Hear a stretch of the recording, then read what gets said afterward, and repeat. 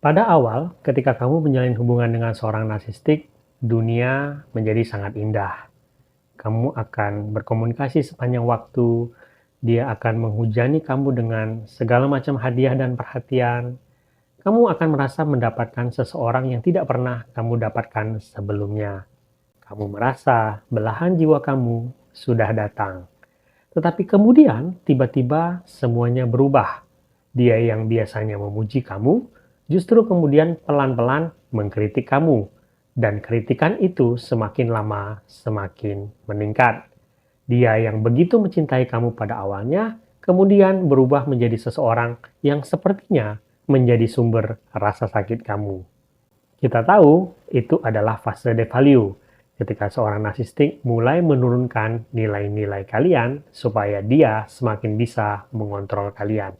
Dan kemudian ini akan masuk ke fase discard atau ketika seorang narsistik akan membuang kalian. Walaupun itu tidak selalu terjadi. Teman-teman, hari ini kita bicara sedikit beberapa hal ketika seorang narsistik bisa saja sebenarnya sedang merencanakan untuk mendiscard kalian.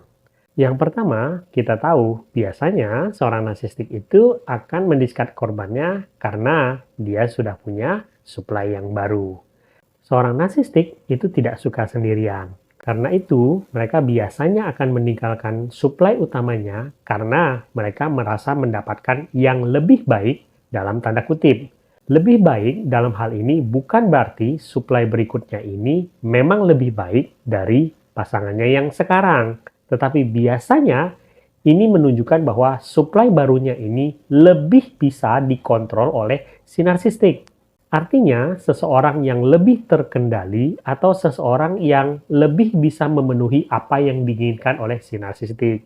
Misalkan, seseorang yang lebih glamor, ataupun seseorang yang lebih kaya, ataupun seseorang yang lebih penurut dari suplainya yang sekarang. Seorang narsistik tidak mencari cinta yang timbal balik. Mereka mencari cinta sepihak di mana mereka bisa mengambil terus-menerus dan tidak perlu memberikan apapun. Sehingga ketika mereka menemukan seseorang yang lebih patuh, biasanya mereka akan tertarik. Itulah mengapa seorang narsistik bisa saja meninggalkan suplai utamanya untuk seseorang yang sebenarnya dalam tanda kutip kurang menarik dibandingkan suplainya yang sekarang. Kepribadiannya mungkin tidak lebih baik, ataupun tidak lebih sukses, ataupun penampilan yang mungkin tidak lebih menarik dari pasangannya yang sekarang. Banyak narsistik yang lebih menyukai seseorang yang lebih mereka bisa kendalikan. Itulah mengapa kalian mungkin bingung kenapa narsistik kalian bisa saja meninggalkan kalian atau mencari suplai baru yang kelihatan sebenarnya lebih jelek daripada kalian. Nah, kalau kalian melihat tanda-tanda bahwa seorang narsistik itu sedang mendevalue kalian dan mungkin menunjukkan tanda-tanda bahwa dia akan mendiscard kalian, cobalah cari tanda-tanda bahwa dia mungkin saja sebenarnya sedang mempunyai supply yang baru. Atau mungkin mereka sedang dalam fase pendekatan dengan orang yang baru. Walaupun orang baru tersebut bisa saja sepertinya tidak akan cocok dengan mereka. Yang kedua, tanda seorang narsistik bisa saja mau melakukan discard kepada kamu itu adalah mereka bisa saja tiba-tiba memperlakukan kamu jauh lebih buruk daripada yang biasanya mereka lakukan. Nah, teman-teman, ini mungkin adalah sesuatu yang lucu. Tetapi mungkin kalian harus memandang ini dari sudut pandang orang normal. Begini, kalau kalian adalah orang yang normal dan punya empati, ketika kalian ingin mengakhiri hubungannya kalian, pasti kalian sebenarnya punya rasa tidak enak. Atau empati kalian itu membuat kalian berusaha meninggalkan hubungan kalian sebaik mungkin. Karena empati kalian ingin mencegah kalian untuk menyakiti orang lain. Ketika misalnya kalian ingin meninggalkan pasangan kalian karena suatu hal, kalian akan berusaha meninggalkan dia dengan cara sehalus mungkin. Mungkin ada rasa bersalah dalam diri kalian ketika kalian mau meninggalkan pasangan kalian. Sehingga cenderung kalian mungkin tanpa sadar justru akan berusaha bersikap lebih baik kepada pasangan kalian tersebut. Karena kalian ingin meninggalkan jejak yang lebih baik ketika kalian berpisah. Itu cara seseorang yang punya empati ketika dia dalam tanda kutip harus meninggalkan pasangannya. Tetapi seorang narsistik itu berpikiran berbeda. Seorang narsistik berpikir bahwa saya akan meninggalkan dia karena saya sudah punya yang baru. Maka inilah kesempatan saya untuk memuaskan abuse saya karena saya mungkin tidak akan bisa melakukan ini lagi kepada dia. Bagi seorang narsistik, ketika dia tahu dia akan meninggalkan supply-nya, artinya ini adalah kesempatan dia untuk membalaskan dendam-dendam dia dan kemarahan-kemarahan dia sebelum-sebelumnya. Sehingga dia cenderung ketika akan mendiskat kalian, dia bisa saja tiba-tiba memperlakukan kalian dengan sangat buruk. Saya pernah bilang, analogi ketika kalian bermain bola dengan seorang narsistik. Tidak terjadi apa-apa, tetapi ketika sore, ketika dia akan berpisah dari kalian, dia tiba-tiba menendang bola kalian dan menghancurkan jendela kalian, dan kemudian melarikan diri. Bagi seorang narsistik, ketika dia tahu akan meninggalkan supply-nya, itu adalah cara terakhir bagi dia untuk menyakiti pasangannya dia, sesuka hatinya dia, dan kemudian melarikan diri. Berikutnya, ini mungkin juga lucu. Ini biasanya dilakukan tanpa sadar oleh seorang narsistik. Bayangkan ketika seorang narsistik itu mau mendiskat kalian karena dia sudah punya supply yang baru. Pada saat itu mungkin saja seorang narsistik tanpa sadar tidak lagi memperdulikan kalian dan menganggap kalian itu barang yang sudah tidak berharga. Dan pada saat itulah biasanya tanpa sadar juga kontrol dia itu mungkin akan berkurang. Artinya kalau selama ini kalian selalu direcoki akan segala hal, kalian selalu dikontrol, kalian selalu diawasi, dia sangat protektif, tiba-tiba dia berkurang kapasitasnya dalam hal tersebut.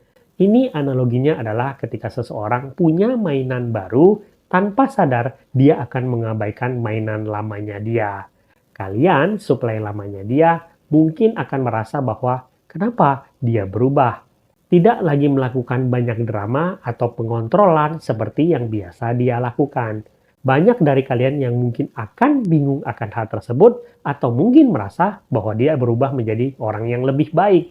Tetapi sebenarnya itu karena tanpa sadar dia sebenarnya sudah menganggap kalian tidak berharga sama sekali karena dia sudah punya supply yang baru. Dan artinya itu tandanya dia sudah dekat untuk mendiskat kalian. Dia bisa saja mendorong kalian untuk ketemu dengan teman-teman kalian atau orang-orang sekeliling kalian supaya kalian tidak terasa mengganggu dia. Bahkan terkadang dia memprovokasi kalian untuk punya hubungan dengan orang lain supaya dia bisa bermain seolah-olah dia adalah korban. Berikutnya, teman-teman, ketika dalam fase dia ingin mendiskat kalian, seorang narsistik akan melepaskan topengnya dia. Kalau selama ini dia mungkin akan terlihat sangat baik, tidak punya kebiasaan buruk, tiba-tiba kebiasaan buruknya semua keluar. Dia bisa saja kemudian kembali minum minuman keras, dia bisa saja kemudian banyak melakukan hal-hal yang berbau kriminal, atau mungkin melakukan hal-hal yang tidak kalian sukai, yang dulu tidak dia lakukan. Hal-hal yang biasanya kalian nikmati bersama, sekarang tidak lagi dia sukai. Bahkan ketika kalian menyinggung akan hal tersebut, dia mungkin saja menjadi sangat marah. Seperti yang kita katakan tadi, bagi seorang narsistik, ketika dia sudah ingin membuang kalian, artinya kalian sudah tidak punya harga di mata dia. Artinya, dia tidak lagi harus mengenakan topeng di depan kalian, dan dia bebas untuk melakukan hal-hal yang sebenarnya memang jati dirinya dia. Selanjutnya, ketika seorang narsistik mungkin saja mau mendiskat kalian, intensitas komunikasi kalian mungkin akan berkurang jauh. Kalian mungkin akan mendapati keadaan di mana si narsistiknya sangat jarang bertemu dengan kalian. Dia bisa saja beralasan bahwa dia punya lebih banyak pekerjaan atau harus berkumpul lebih lama dengan teman-temannya. Mereka tidak lagi menghargai waktu dia bersama kalian. Bahkan untuk janji-janji yang sudah dia buat sekalipun, dia bisa saja membatalkan itu di menit yang terakhir. Dan yang terakhir, teman-teman, ini yang paling kejam. Seorang narsistik takut kalau hubungan dia berakhir, maka topeng dia yang sebenarnya itu akan terungkap. Karena itu, dia akan membuat jaring pengaman untuk hal tersebut. Ketika dia mau mendiskat kalian, dia bisa saja melontarkan kampanye fitnah atau smear campaign tentang kalian. Seorang narsistik sengaja menjelekkan pasangannya supaya bila hubungan mereka berakhir dan ketika kalian mengungkapkan apa yang sebenarnya terjadi, orang-orang sudah lebih duluan mempercayai fitnah yang dia buat tersebut. Dan fitnah-fitnah itu sudah dia mulai sebelum hubungan kalian itu berakhir, supaya dia dapat keuntungan terlebih dahulu. Dia melakukan ini karena dua alasan. Pertama, supaya ketika dia mendiskat kalian, seolah-olah dia adalah pihak yang benar. Dan dia terpaksa mendiskat kalian karena perilaku kalian. Dan yang kedua, untuk mencoreng nama baik kalian. Supaya ketika kalian bersuara, ketika hubungan itu sudah berakhir, tidak ada orang yang mempercayai kalian. Dengan begitu, nama baik mereka itu bisa tetap utuh di depan semua orang. Jadi berhati-hatilah ketika seorang narsistik tiba-tiba sering mengkritik kalian di depan banyak orang. Karena itu bisa saja dia lakukan untuk mencoreng nama baik kalian. Sebagai penutup, ketika seorang narsistik mendiskat kalian, itu bukan kesalahan kalian. Walaupun mereka ingin meyakinkan kalian bahwa itu adalah kesalahan kalian. Seorang narsistik tidak punya kesetiaan. Karena itu, mereka akan selalu berusaha mencari yang lebih baik dari kalian. Terutama ketika kalian tidak bisa dikendalikan oleh dia. Ketika dia menemukan supply yang baru yang dia rasa lebih baik, dia tidak punya empati sama sekali untuk kalian, dan dia bisa dengan mudahnya membuang kalian seperti membuang sebuah barang. Kalau kalian mengalami diskat dari seorang narsistik, jangan sedih, karena sebenarnya itu adalah anugerah bagi kalian. Yang sebenarnya harus sedih itu adalah supply barunya, karena mereka akan mengalami pola yang sama seperti yang kalian alami. Dan ingat, sebenarnya seorang narsistik tidak pernah mendiskat pasangannya secara penuh. Bagi dia, supply itu adalah milik dia selamanya. Jadi, ketika kalian didiskat oleh seorang narsistik, bersiaplah. Suatu hari, dia akan kembali kepada kamu. Dan ketika dia kembali, bangunlah tembok yang tebal. Dan jangan pernah kembali membiarkan dia masuk kembali ke dalam kehidupan kalian. Semoga video ini berguna. Sampai jumpa di video selanjutnya.